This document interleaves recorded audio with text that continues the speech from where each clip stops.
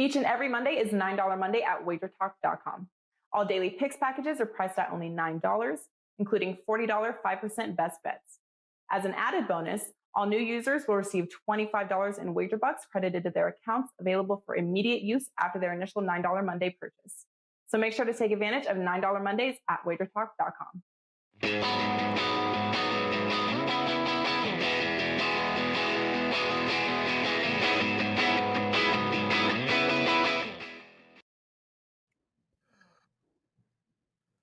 Welcome to Wager Talk Today, everybody. It's Monday. You've got the Prez and Teddy covers, and I am over the moon. Last week is over. We'll talk about that a little later.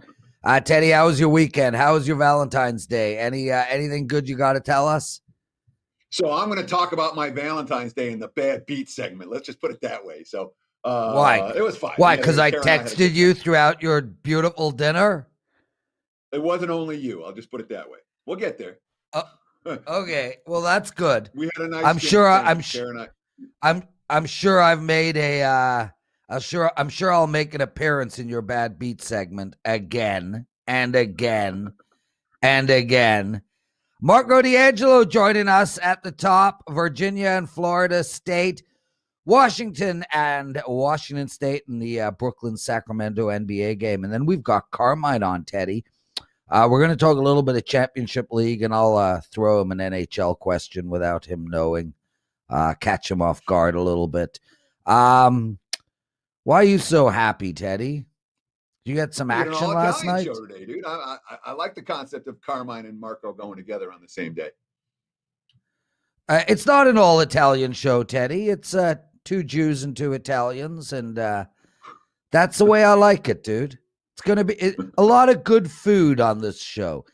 Anyway, let's get to the B6 segment, Teddy. Take it away, bro. Sure. It's time for a little bad beats, bad bets, and bad for the books. A recap of the betting action from last night. Let's start with one.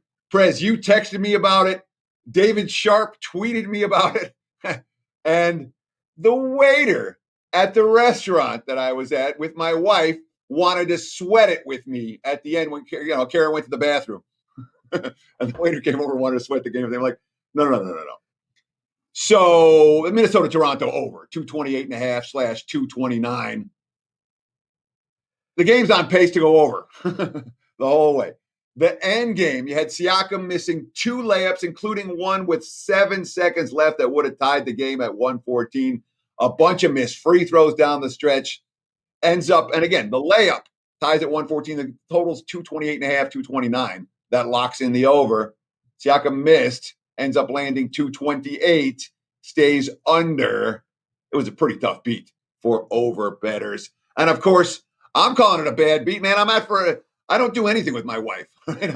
One time I had a nice romantic dinner with my wife, eating the omakase menu. She runs to the bathroom. The waiter's like, dude, I follow you on Instagram. I'm sweating out the game. I'm like, oh, goodness gracious.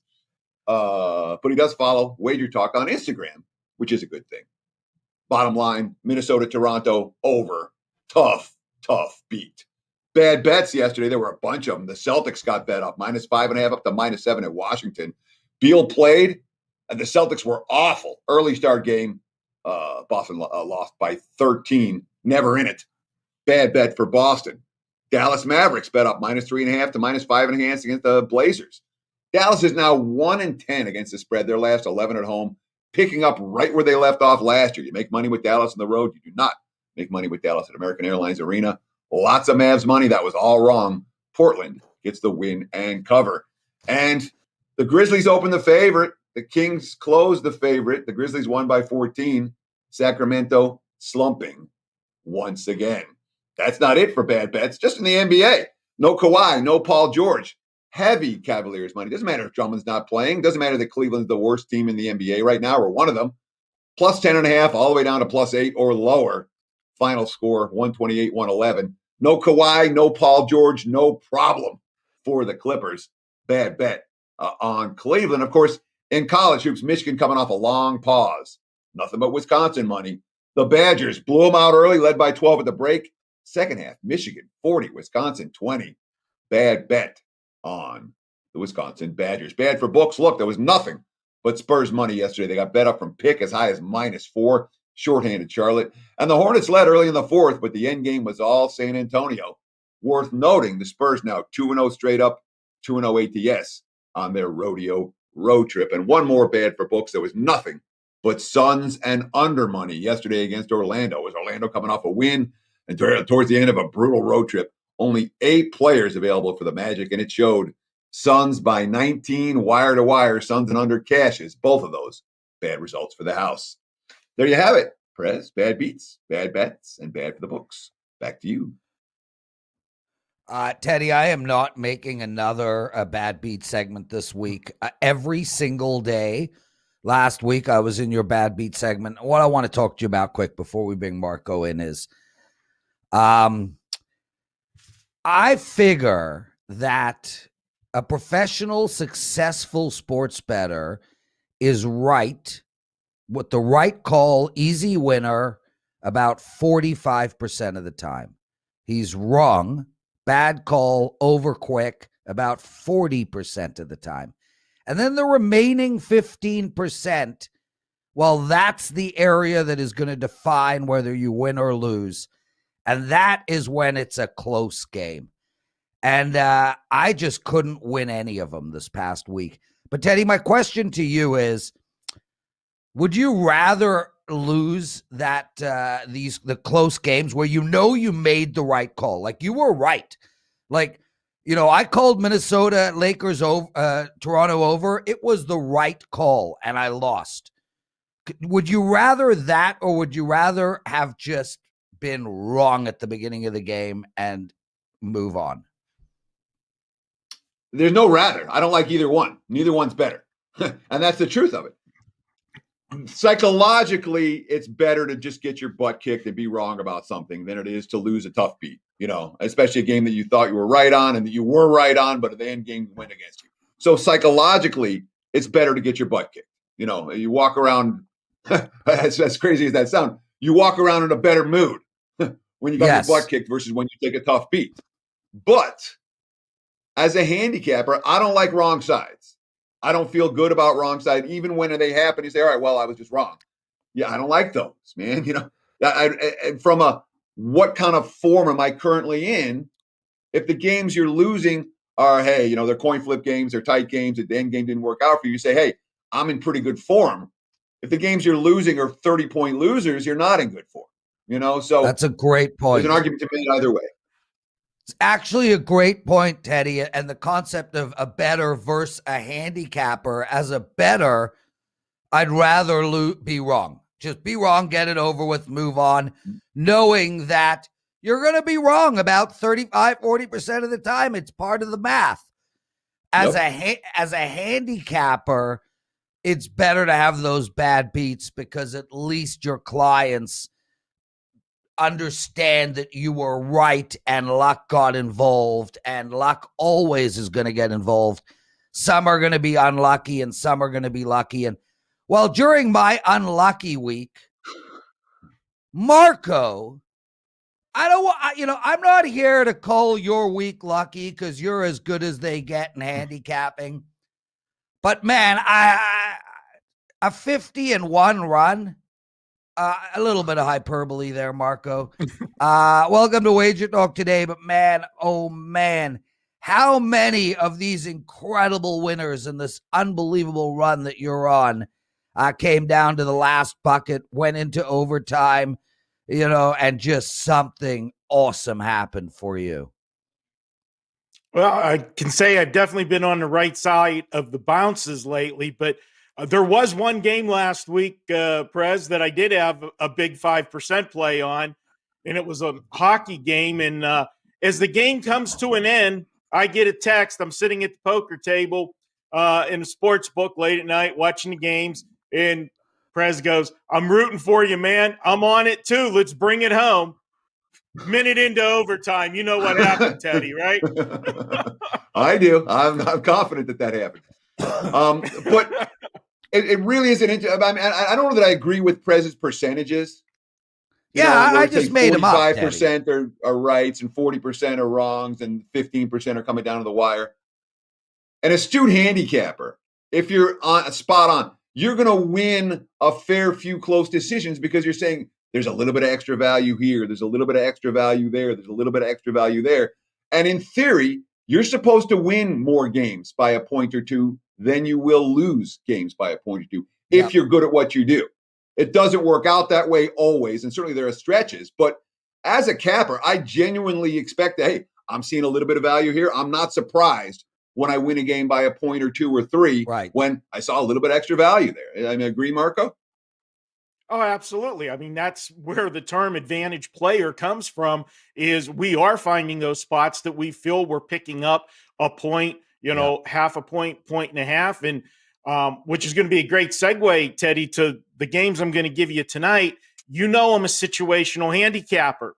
And the three games that we're going to talk about all are situations that I love and that I look for. And the perception is, why I'm getting value is because the public will look at these games the other way. And that always creates, we could have a whole discussion about contrarian handicapping. Generally, you're going to be on the opposite side of the public, and there's value in doing that. Marco D'Angelo, everybody. Marco, Kelly Stewart comes on our show every Wednesday. By the time she gets off the segment, we're at 100 likes, 0 thumbs down. Currently, we have 34 likes and 3 thumbs down. Can you show a little bit of cleavage or something? Please help us out. There we get those like numbers up, guys. Please.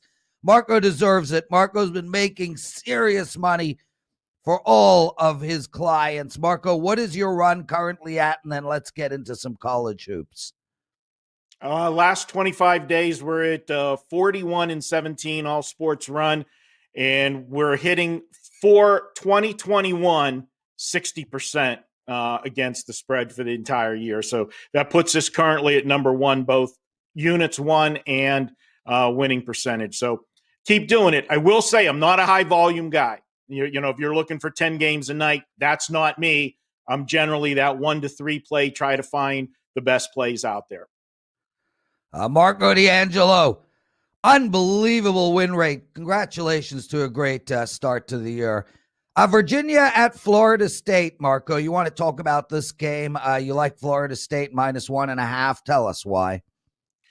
Yeah, guys, when we do bet on it in football season, one of the favorite segments is when I find a sandwich game of the week. Well, this is a sandwich game, no question about it.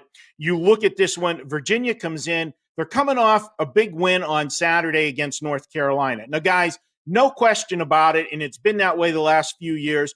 Virginia is the best team in the ACC.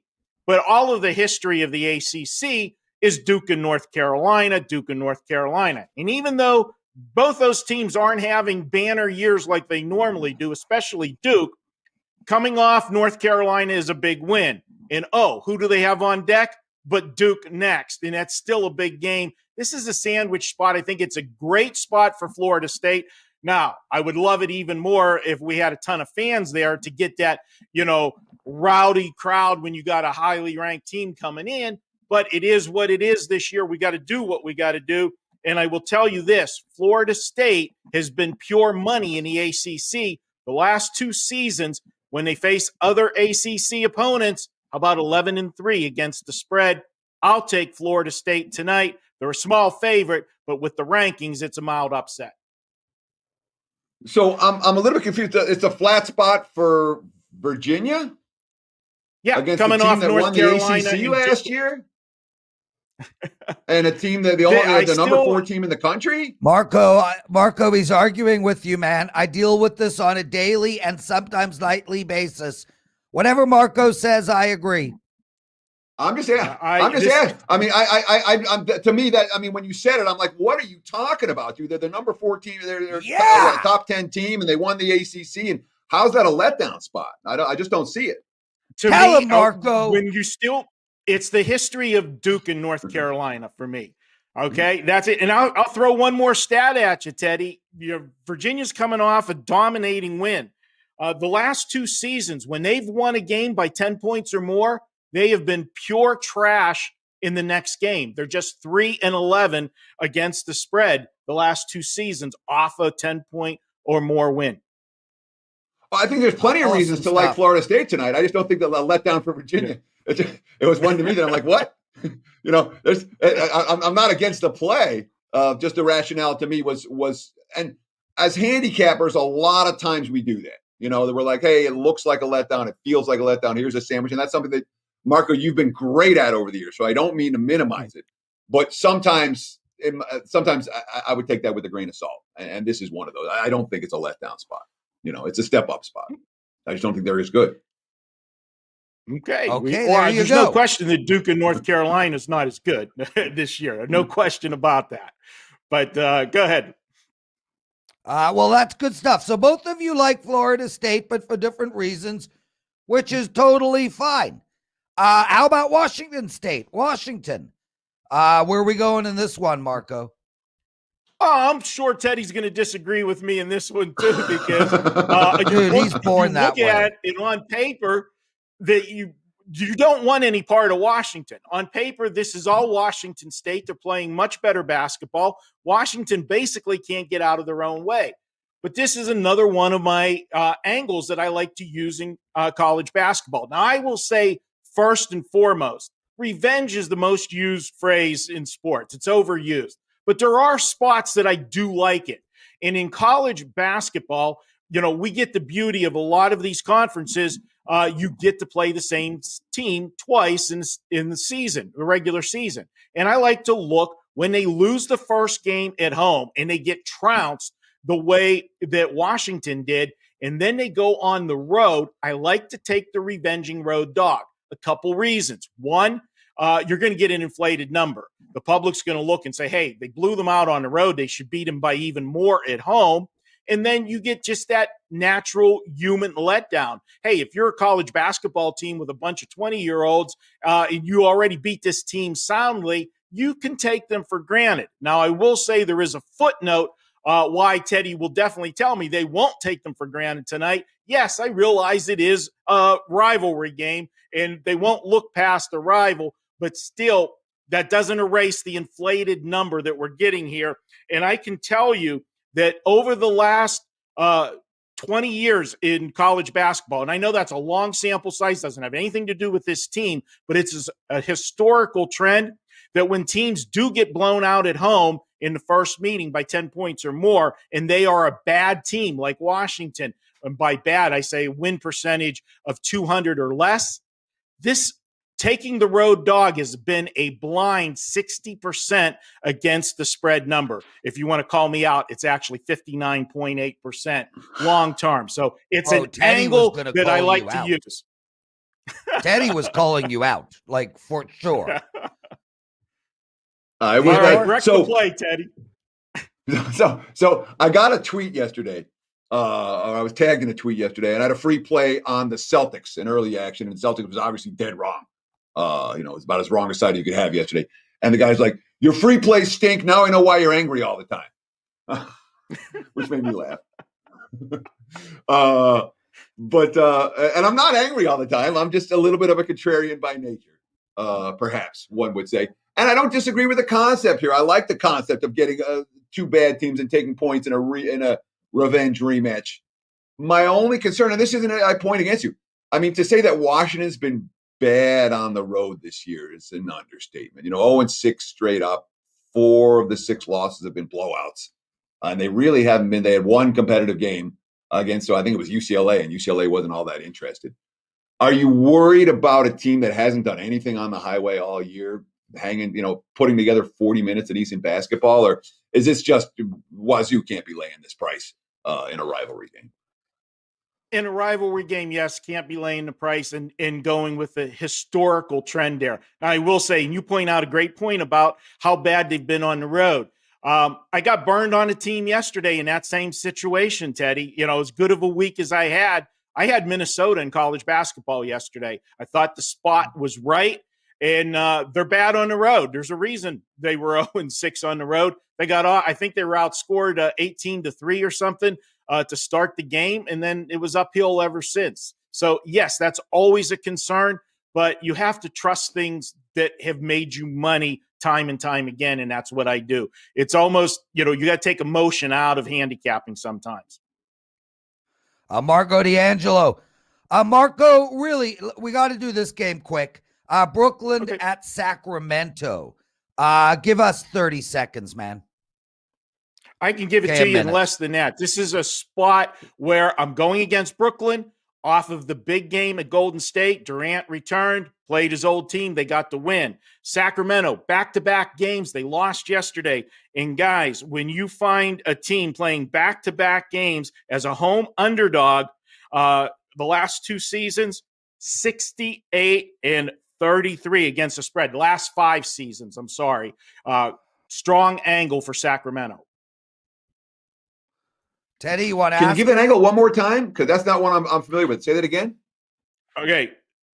Playing on teams, playing back-to-back days as a home underdog, and they're coming off 2 or more consecutive losses, blindly take the home underdog in that spot, 68 and 33 in the NBA last 5 seasons. Wow. Nice. That's a good little trick. Yeah, I had no idea about that one. They have to be home underdogs in both games or just the second game? Underdog in this game. They have to be an underdog tonight playing back-to-back games, and they've lost their last 2 games, at least 2 or more games in a row. Absolutely outstanding stuff, everybody. Marco, you ended with 80 likes, 5 bad thumbs down. I think 4 of those 5 thumbs down, the person hit the wrong button, so we're all good. We love having you on, bro. What do you got to promote? Head over to WagerTalk. It's $9 Monday. We're just coming off that big $9 appreciation week, so you get a bonus day. All plays $9. I got one up right now. Thanks, brother. We'll see you Monday. We love having you on. Guys, count to 20. Teddy has got a big game breakdown that will blow your mind. We'll be right back. Each and every Monday is $9 Monday at WagerTalk.com. All daily picks packages are priced at only $9, including $40 5% best bets. As an added bonus, all new users will receive $25 in wager bucks credited to their accounts, available for immediate use after their initial $9 Monday purchase. So make sure to take advantage of $9 Mondays at WagerTalk.com.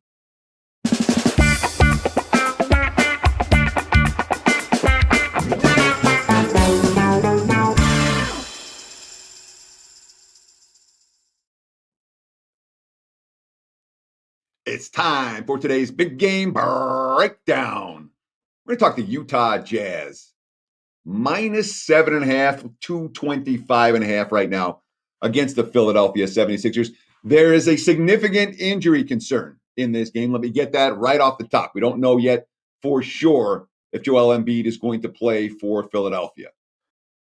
That said, I don't care if Joel Embiid plays for Philadelphia or not. I care about the point spread I'm going to have to lay, which is why we don't bet this game right now.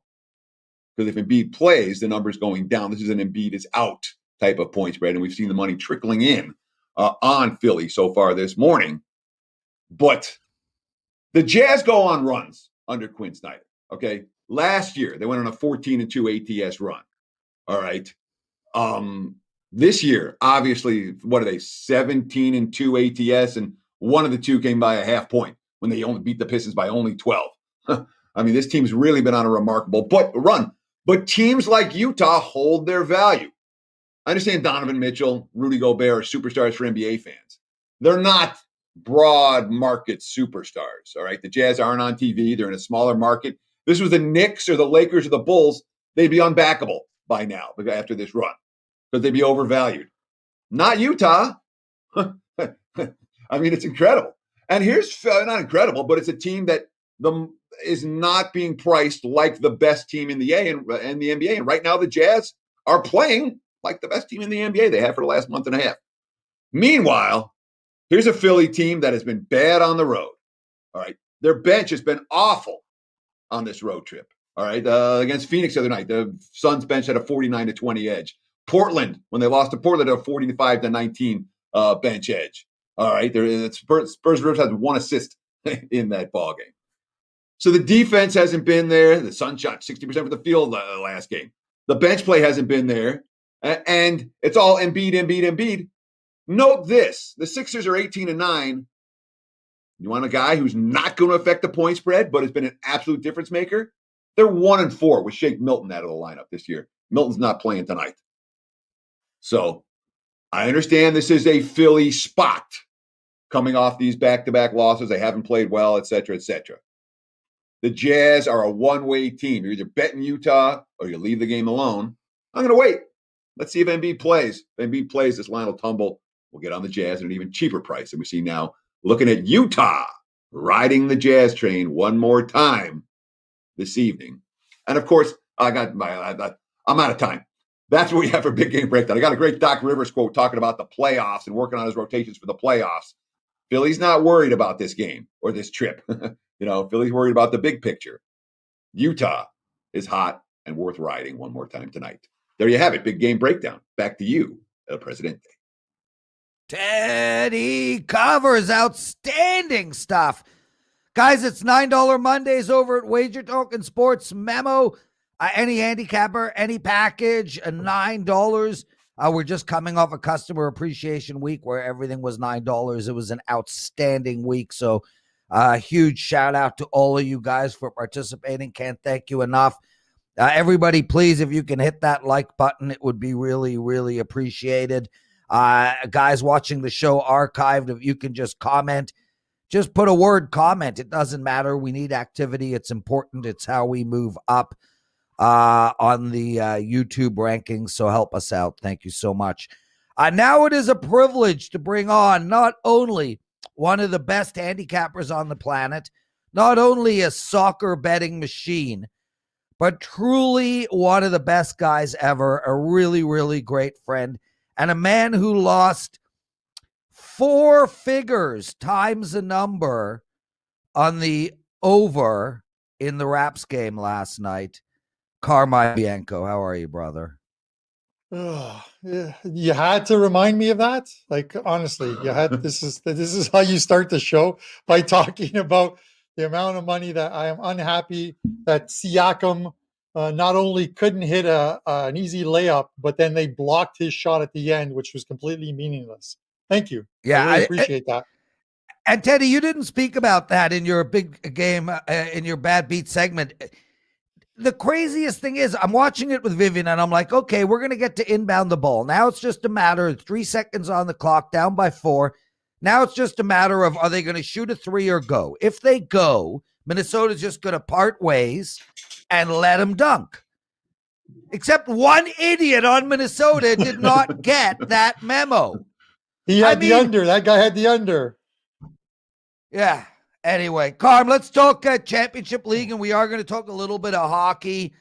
Round of 16 starts this week. 2-game home and away total goal series. It's going to get very, very exciting. You were on at the beginning of the Championship League tournament. You gave us some future bets. Tell us how those are currently going. Let's start there. Yeah. Okay. First things first, I want to say this to Teddy, because you guys talked about 2 Jews and 2 Italians on the show, and it reminded me of my favorite movie, which was Wise Guys with Danny DeVito and Joe Piscopo, who wanted to open up the first Italian-Jewish delicatessen and ripped off his boss. But anyways, with that said, Lawrence, I never saw that Champions. movie. Wise Guys, 1986. It's a Joe Piscopo movie. You don't ever want to watch it. Harry Valentini. Oh, he was in Johnny Dangerously, and that movie was like awesome. Harry Valentini, which is Valentine's Day, and Mo Dickstein was Joe Piscopo. So, okay, Lawrence, let's go. Champions League, not Championship League, Champions League. See, Anyways, Teddy, now we've both been corrected, although you haven't, but just go. When I came on to Wager Talk today before the tournament started, I talked about a team that I thought was going to have a fantastic year, not only in Champions League, but also in Spain in La Liga, which was Atletico Madrid. And they have lived up to expectation. They're more than halfway through the season in Spain. They've only lost 1 game. First, top of the league right now with a couple games in hand, 17-3-1, playing absolutely fantastic. In Champions League, only lost 1 game, which was the first game in Bayern against the defending champions, and nobody really beats Bayern Munich in Bayern. And but 20-1, and they're into the round of 16 now. They play Chelsea, and if you're looking to hedge in the round of 16, you really could, because Chelsea's minus 120. You could take Chelsea to advance into the next stages for a couple units and make some money back. I'm going to ride it out because they play the first game at home. They're just playing so great right now that usually it's a disadvantage playing the second game away, which they're going to have to do. They're going to have to go, obviously, to England and play at Chelsea in London. But they had to do the same thing last year. They went to play the first game at home, went to Liverpool, who were the defending champions, and knocked Liverpool out. This is a team that plays fantastic in midfield and defense. They've got some scoring up front with Suarez as well too, who they added to the team, experience, and they're playing extremely well and can make a deep run in this tournament. So I'm holding on to my futures bet there at 20-1. That's it for my futures bets. The other ones are slam dunks as far as just having them, but the price is too low with Bayern Munich and Man City, who are probably the two best teams in all of Europe right now. So Champions League has a really long season. I mean, this tournament started 5 months ago, and now we're just getting into the 16 teams matched up in these 2 games home and away series. Have any teams emerged that can be considered favorites to win this now? Who's the chalk here? Yeah, it's tough in the sense of, the games are spread out over, that 5-month period, which is kind of like an NHL season to get in earnest to what is the playoffs, which is now. Bayern Munich is still the Bayern Munich, along with Man City, are the favorites to win this tournament. More so in the fact that Bayern Munich are such a good team, and while they don't win games convincingly, people think that they're struggling right now when they're really not. I think they've won 8 or 9 in a row. You expect them to win 3-0, 4-0 type games. They're just winning games, and now in these two-legged ties where they're playing home and away, this is where you really see them step it up. Man City, I said back on Boxing Day in December on my Puck Time show and on Twitter that they're a buy team. You have to start playing this team because Man City were just going to put a fantastic run together, and boy, have they put one together. They've now won 16 games in a row, unbeaten in I think 25 games since that December game where they played against Newcastle. They've won 14 games in a row. This is almost unheard of for teams. Those are great numbers, and they're just playing a fantastic style. And they are one of the favorites to win this tournament. Other than that, you look at maybe a team like Barcelona. Hard to believe, but when you have one of the world's best players, Lionel Messi, they're 14-1. They play PSG. I think that they will win over those 2 games. They'll beat PSG. And once you get a team that's a price of over 10-1, Teddy, in the futures market, into a quarterfinals, you now have a bet. And I always talk about hedging, but you have a bet that has a ton of value, because once we get out of this round of 16, all the prices are pretty much going to be 8-1 or lower. So let's get to the actionable info part of the analysis. Give us a free play in one of these leg 1 matchups that's going to take place this week. Obviously, the game's being played Tuesday and Wednesday, so it's action for tomorrow or the next day. What do you got for us? Yeah, I'm going to go with the aforementioned team that I just talked about, Barcelona. They are on the 3-way betting line. They are even money, so plus 100 to win at home against Paris Saint-Germain, PSG. PSG are missing a couple players for this game. Obviously, the notable ones are Neymar, one of the best players in the world as well too. And obviously on that team, he won't be in the lineup. Neither will be Di Maria, who is another forward who can drop into sort of that midfield position and plays extremely well. They're missing those 2. Barcelona, prior to losing in this year's Champions League in the group stages at home to Juventus, 3-0, had gone 38 games unbeaten at home at Camp Nou. I know it's different with no fans in the stands, but this team very rarely loses at home in this competition. And you have to go back to 2013 where they lost to Bayern Munich to find their last loss at home. So I think they get a result. They know they have to head to League 2, which is a disadvantage in Paris against PSG. So they're going to want to get a win at home. And I believe they get one in somewhat convincing style. I'm going to go for something along the lines of a 2-0 or 3-1 type game if you're looking at exact score markets. Carmine Bianco with us. Carmine, we love having you on, especially to talk soccer. You're doing stoppage time? When is it? Tell us about stoppage time. Yeah, stoppage time is on Tuesdays. We are going to add another show, I believe, on Thursday or Fridays, 10 a.m. in the morning. There's a ton of soccer coming up with all these competitions, as well as the Euro 2020s, which will be held this summer. Obviously, as last summer's tournament was postponed due to the pandemic, a ton of soccer, and we cover a lot of games on the shows, and it's much like WagerTalk Today. It is live at 10 a.m.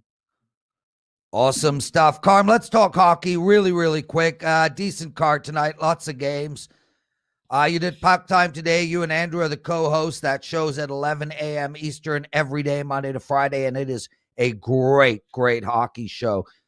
Leafs are playing Ottawa tonight. Leafs are coming off of a loss. Ottawa's coming off of a win. Both of those things have been very rare this year. Leafs are really, really sort of changing right in front of our eyes. Sheldon Keefe's really focused on playing defense right now, and we've seen that in their last few games. Where are we going tonight in this one? A lot of people have been betting, and I'll make this quick because I know you guys need to get to another segment. A lot of teams have been looking at the North and saying these are all high-scoring games. You've got to take the overs in these games. Not necessarily. Let's look at 2 weeks ago. If you go from not last Monday, but the previous Monday to Sunday, you had 11 games played in the North. The over went 5-4-2. If you look at last Monday to yesterday, Sunday, you had 10 games played. The under was 9-0-1. Wow. And it might have been 8-0-2, depending on the Toronto-Montreal line, which was 6.5. Yeah. Some people might have got sixes on it, but it was 6.5. So that's why I'm stating the 9-0-1. You look at Ottawa. They're starting to play a little bit better defensively. This team sacrifices offense for defense. I'm not really sure they can score a lot of goals anyways, but they've gone under the total in their last 7 games, 6-0-1 to the under in the last 7. Holberg is in net tonight, and this just goes to show you, this is a goalie whose average over 5 games was 4.88, and he got the 2-1 win in Winnipeg on Saturday, standing on his head. So he's in net again tonight against Freddie Anderson of the Leafs. 6.5 is too high for me. I'm leaning to the under here in that game. Yep. I like that. Carm, thanks for joining us. What do you got to promote? And then we got to move on. Yep, 2 games today in soccer going at 1 o'clock, and NHL card. It's so busy, 4 games. And I will have Champions League, Europa League plays up, including a 5% play in midweek. Awesome stuff. Guys, we're going to take a quick 20. We're coming back. The penalty box segment. I got a lot of stuff to talk to you about in that segment. And then Teddy and I are going to, shoot the shit. Do not go anywhere. Each and every Monday is $9 Monday at WagerTalk.com. All daily picks packages are priced at only $9, including $40 5% best bets. As an added bonus, all new users will receive $25 in wager bucks credited to their accounts, available for immediate use after their initial $9 Monday purchase. So make sure to take advantage of $9 Mondays at WagerTalk.com.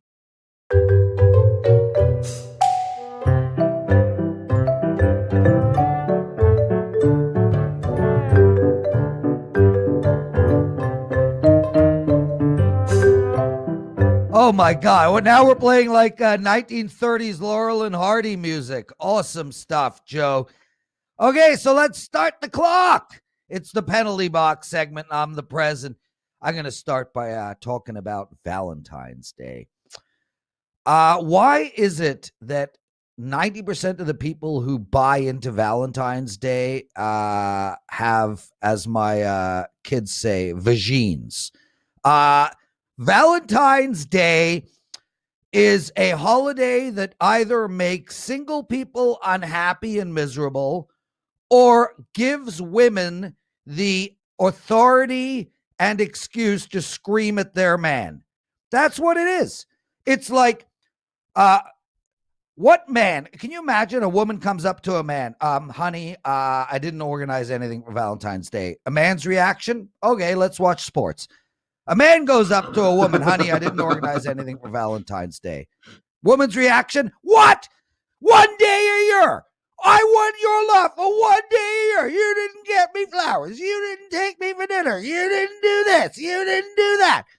I mean, seriously, this is a made-up BS holiday that in more than 50% of households ends up being a negative experience. That's my take on that stupid holiday that amounts to nothing but anger, anguish, loneliness, and misery. Anyway, Teddy. Did you have a good time last night, Prez? What? Did you have a good time last night? Let's move on.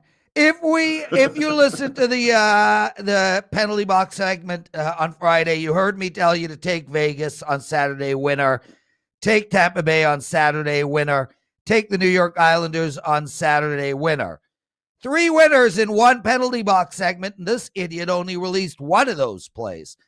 Today we're going with the Tampa Bay, Florida over. It's 5.5. And guys, what I love about this play is that both games prior went over, but they were 5-2 and 6-2. So only one team put up a lot of goals in both of those games. Tonight will be a closer game. This game will go over the total. And check out my video on YouTube, on Twitter today. I'll give out some more free picks. Sorry I went a little long. Just still having issues with this whole Valentine's Day nonsense, Teddy. Apparently it was pretty rough for you last night. But, I mean, that's the nature of the game. Look, so if when you're older, you have Mother's Day to deal with as well. But no matter what, when you have a girlfriend/wife, you've got Christmas you have to deal with, you have birthday you have to deal with, you have Valentine's Day. And it's just 3 that you're locked in. And then when you're a dad, you have Mother's Day too, and there's 4. So I got 4. And I know you're stuck for those days. You know, it is what it is. You got to get gifts. You have to pay attention to someone. That's what, once in a while, the significant other, you have to pay attention to her, Lawrence. It's just how it is. Yeah, Teddy, I do every single day. I'm a really good partner. I'm not selfish. I do right. I clean the kitchen. I do laundry. Like, I don't need a freaking holiday. Like, Teddy, there's very little a man can do right on Valentine's Day. Like, legit. You could take her to a restaurant, it's the wrong restaurant. You can buy her flowers, it's the wrong color. You buy her chocolate, it's the wrong flavor. I mean, it just nothing good comes out of this stupid holiday, Teddy. So what do you do about it? Nothing. You suck it up and do it again next year. He's Teddy Covers. I'm the Prez, and that is Wager Talk Today. Guys, thanks so much for listening. We really appreciate it. Teddy, take us home. Sure. Thank you so much for all the likes. We really appreciate all the comments, all the follows. We want to thank who was on the show today, Marco D'Angelo and Carmine Bianco. We want to thank you for taking time out of your day to hang out with us. And we'll do it again tomorrow, right here on Wager Talk Today, 23 hours and 15 minutes from now. Until then, enjoy the games and good luck. Each and every Monday is $9 Monday at WagerTalk.com. All daily picks packages are priced at only $9, including $40 5% best bets. As an added bonus, all new users will receive $25 in wager bucks credited to their accounts, available for immediate use after their initial $9 Monday purchase. So make sure to take advantage of $9 Mondays at WagerTalk.com.